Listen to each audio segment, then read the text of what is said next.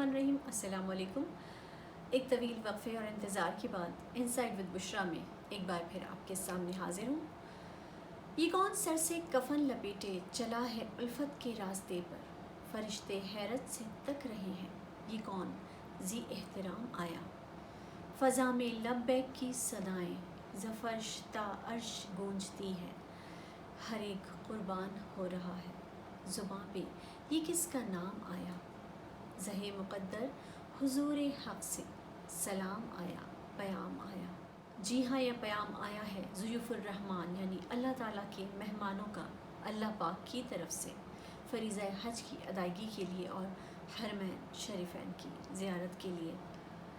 یہ وہ خوش نصیب لوگ ہیں جو اس سال، اس وقت، اس لمحے اپنے سفر پر، اپنے سفر حج پر رواں دواں ہوں گے۔ رواں سال کا جو حج ہے وہ پچھلے تمام حجوں سے کس طرح مختلف ہوگا، اسی پر ہم آج بات کریں گے۔ ضیوف الرحمن سے میدان عرفات سجنے کو تیار ہے، اور جب تک یہ کائنات ہے یہ عرفات کا میدان یوں ہی سجتا رہے گا انشاءاللہ۔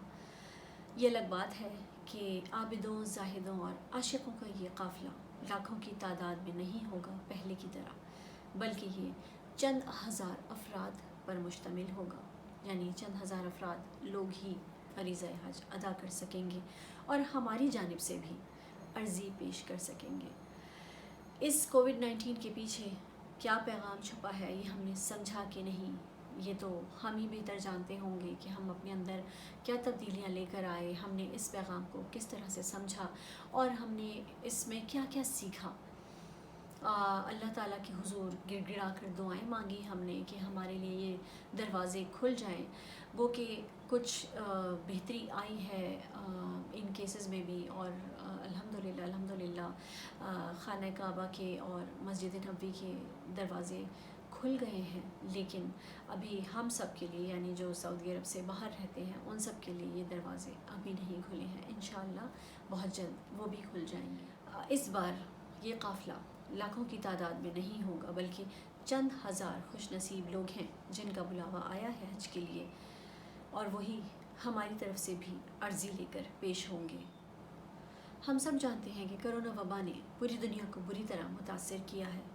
سعودی عرب میں بھی 2 لاکھ سے زیادہ لوگ اس سے متاثر ہوئے ہیں اور 1900 سے زیادہ اموات ہو چکی ہیں، جن میں مکہ شہر کے 230 سے زائد کچھ لوگ ہیں جو شہید ہوئے ہیں، اور مدینہ شہر کے کچھ 150 کے قریب لوگ ہیں جو شہید ہوئے ہیں۔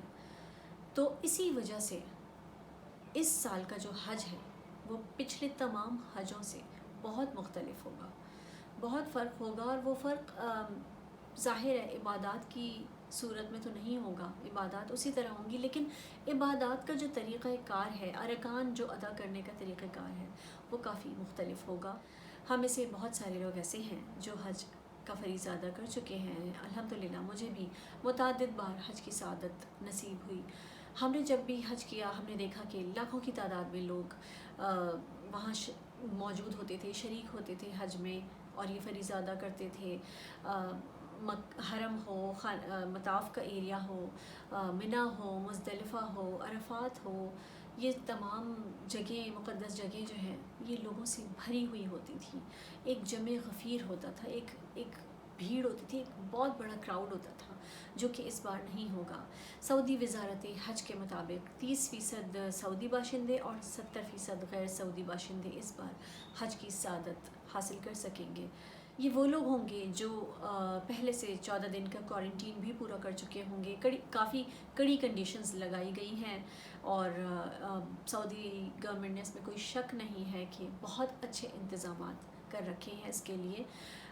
ہم سب دعا بھی کریں گے کہ خیر و عافیت کے ساتھ جتنے بھی حجاج کرام ہیں ان کے تمام ارکان، ان کے فریضہ یہ جو ہے وہ بہتر طور سے اور عافیت کے ساتھ ادا ہو جائے۔ یقیناً کووڈ-19 کی وجہ سے اس بار کا حج پچھلے تمام حجوں سے مختلف ہوگا، اور اس کی کئی وجوہات ہیں۔ ظاہر ہے کہ عبادات تو اسی طرح سے ادا کی جائیں گی، لیکن طریقہ کار میں حج کے جو ارکان ادا کیے جائیں گے ان میں کافی تبدیلیاں لائی گئی ہیں، بہت سارے محتاط طریقے اختیار کیے گئے ہیں۔ سعودی وزارت حج نے اعلان کیا ہے کہ 30% سعودی باشندے اور 70% غیر سعودی باشندے اس بار فریضہ حج ادا کر سکیں گے. اور ان میں جو سیکیورٹی اہلکار ہیں اور جو خدام ہیں، جو لوگ سروسز دیں گے، ان سب کو بھی کووڈ-19 کی لسٹ دیکھ کر جس میں ان کا نام نہ ہو ان سب کو منتخب کیا گیا ہے. اور حجاج کرام پر بھی یہ کڑی شرط لگائی گئی کہ وہ 14 ڈیز کے جو کوارنٹین کے جو 14 دن ہوتے ہیں ان کو پورا کر کے ہی پھر وہ حج میں شریک ہو سکیں گے. اس کے علاوہ یہ کہ ڈاکٹرز کی سہولت وہاں موجود ہوگی. اگر کسی حجی کو، اگر کسی کو نزلے، زکام، کھانسی، گلے میں خراش کی شکایت ہوتی ہے یا بخار وغیرہ ہوتا ہے تو ان کو چیک کیا جائے گا، اور اس کے بعد جب ڈاکٹرز کوئی حتمی فیصلہ دے دیں گے تبھی ان کو اپنے حج کے مزید ارکان ادا کرنے کی اجازت دی جائے گی. کہ اس بار کا جو حج ہوگا، حج کی اقسام یقیناً آپ سب کو پتہ ہوں گی. حج قران ہوتا ہے، تمتع ہوتا ہے اور حج افراد ہوتا ہے. اس بار جو حج کر رہے ہیں یہ لوگ، یہ حج افراد کریں گے. طائف کے مقام جو میقات ہے قرن المنازل کے نام سے، وہاں سے یہ لوگ احرام باندھیں گے 8 ذی الحجہ کو. وہاں سے احرام باندھیں گے اور اس کے بعد فجر کی نماز پڑھ کر روانہ ہوں گے منا کی جانب. اور پھر منا میں ظہر، عصر، مغرب اور عشاء کی نماز پڑھیں گے. اگلے دن یعنی 9 ذی الحجہ کو فجر کی نماز پڑھ کر یہ سب حجاج کرام عرفات کے لیے روانہ ہوں گے. مزدلفہ اور منا میں عازمین حج کے لیے جو ٹینٹ لگائے جائیں گے، جو خیمے نصب کیے جائیں گے، ان کا 50 اسکوائر میٹر ہونا ضروری ہے، اور لازمی ہوگا کہ ان میں ایک وقت میں 10 افراد موجود ہوں، اس سے زیادہ نہیں. اس کے علاوہ جب رمی کا ٹائم آئے گا تو رمی کے ٹائم، کیونکہ ہم جب حج پر ہوتے تھے، مجھے بار بار جب میں جیسے میں نیوز میں دیکھ رہی ہوں، سوشل میڈیا پہ دیکھ رہی ہوں، پکچرز آ رہی ہیں اور انتظامات کا جو جائزہ لیا جا رہا ہے اور دکھایا جا رہا ہے، تو مجھے اپنے حج کے وہ سارے ارکان اور وہ ساری باتیں یاد آ رہی ہیں کہ کتنا رش ہوا کرتا تھا، اور اس وقت جو کنڈیشنز لگائی گئی ہیں وہ کتنی مختلف ہوں گی. سب سے اہم بات یہ ہے کہ 19 جولائی سے 2 اگست تک عازمین حج کے علاوہ کسی کو بھی منا، مزدلفہ اور عرفات میں جانے کی اجازت نہیں ہوگی. حج کا اجازت نامہ دکھا کر ہی داخل ہو پائیں گے لوگ، اور اگر کوئی غلطی سے ان جگہوں کو پہنچ گیا یا کراس کر گیا تو اسے 10,000 سعودی ریال کا فائن بھرنا پڑے گا اور 15 دن کی جیل. اس کے علاوہ جیسے پہلے ہوتا تھا، جو لوگ بھی حج کر چکے ہیں انہیں یہ پتہ ہے کہ ہم لوگ ملتے تھے ایک دوسرے سے، خیموں میں جایا کرتے تھے، ملاقاتیں ہوتی تھیں، ایک قافلہ سا ہوتا تھا رواں دواں. ایسی کوئی صورت نہیں ہوگی. میل جول پر بھی بہت سختی سے پابندی ہوگی. اور سب سے اہم بات جو حج کی ہے وہ یہ کہ ہم سب جانتے ہیں کہ ایک کنڈیشن یہ بھی ہے حج کی کہ چہرہ جو ہے وہ کھلا رکھنا ہوتا ہے احرام کی حالت میں. لیکن اس بار سعودی وزارت حج نے ایک یہ پابندی بھی لگائی ہے کہ ماسک کا پہننا، فیس ماسک کا پہننا سب کے لیے لازمی ہوگا.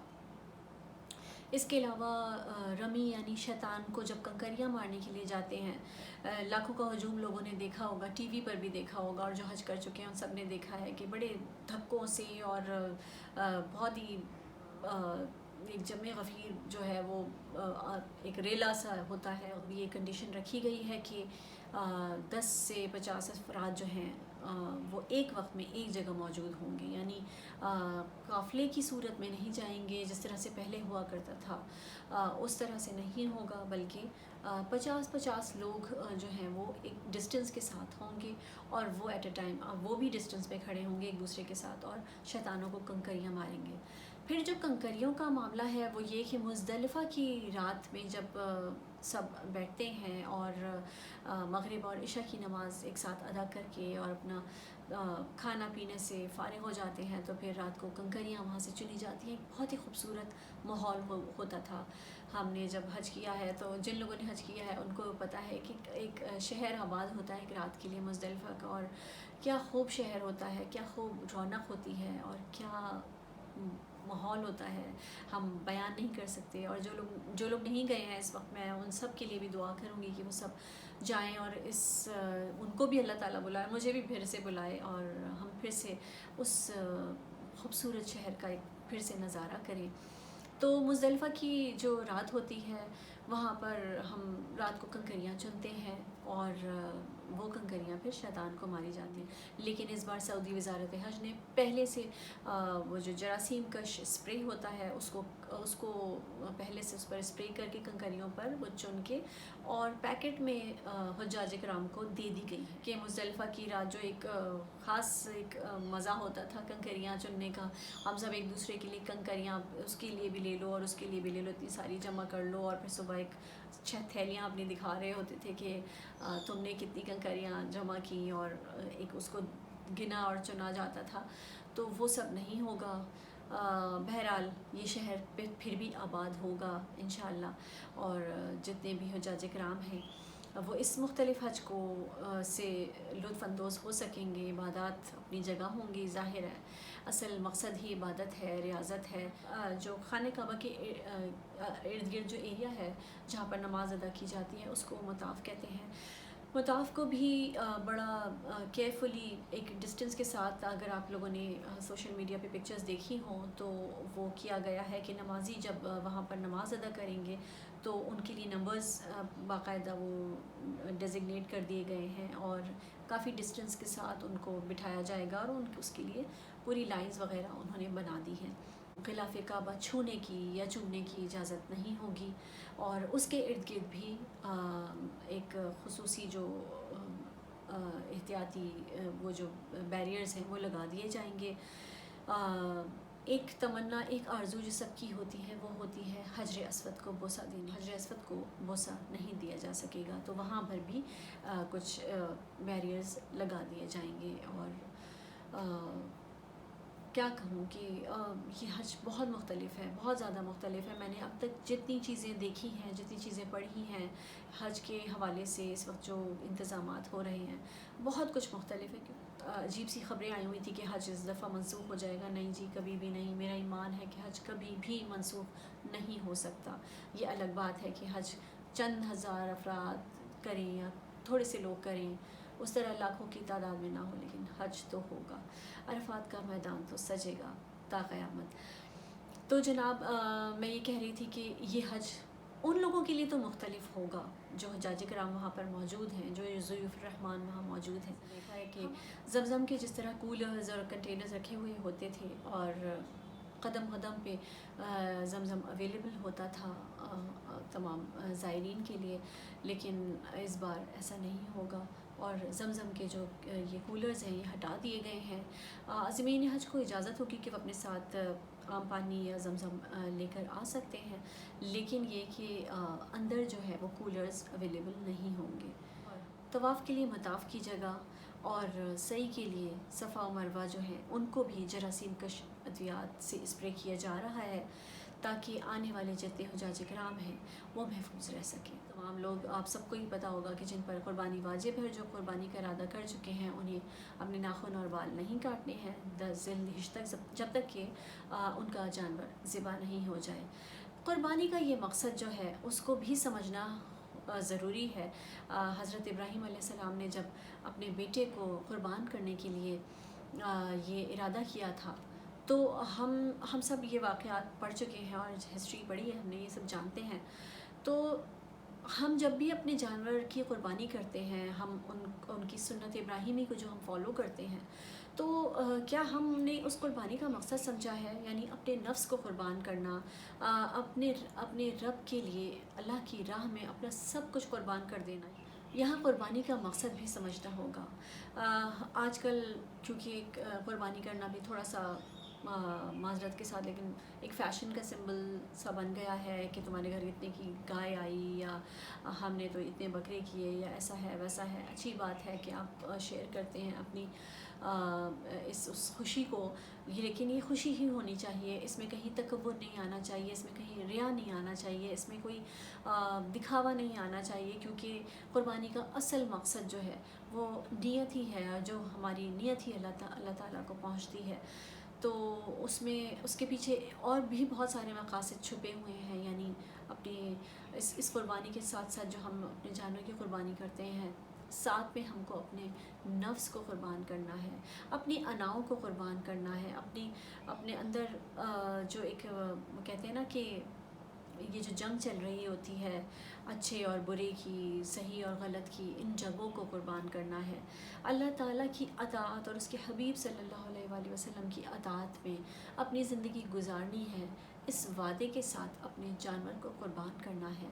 تو میں آپ سب سے یہی کہوں گی کہ یہ دن ابھی باقی ہے، اگر کسی نے روزے نہیں رکھے ہیں تو وہ روزے رکھیں۔